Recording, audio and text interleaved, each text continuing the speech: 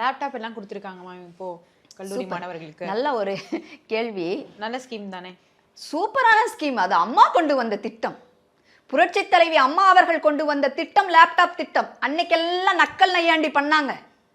ஆனால் இன்னைக்கு அதே திட்டத்தை அவர்கள் செயல்படுத்துகிறார்கள்.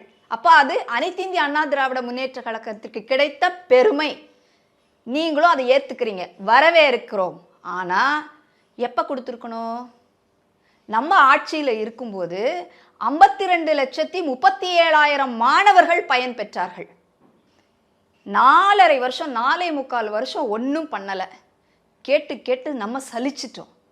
இப்போ கரெக்டாக 2 மாதம் கழித்து தேர்தல் வரும்போது நீங்கள் மாணவர்களுக்கு கொடுக்கறது எதற்காக கொடுக்குறீங்க? வாக்குகளுக்காக, ஓட்டுக்காக கொடுக்குறீங்க. யங் ஜென்ரேஷன் ஓட்ஸ் உங்களுக்கு வரணுன்றதுக்காக கொடுக்குறீங்க. இது முழுக்க முழுக்க அரசியலுக்காக பண்ணப்பட்டது.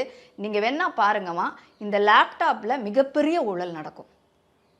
ஏன்னா தேர்தல் அறிவிப்பெல்லாம் வந்துட்டால் நீங்கள் லேப்டாப் கொடுக்க முடியாது. இப்போ 10 லட்சம் பேருக்கு கொடுக்குறேன்றிருக்கீங்க, 20 லட்சம் பேருக்கு அப்ரூவ்டுன்றீங்க.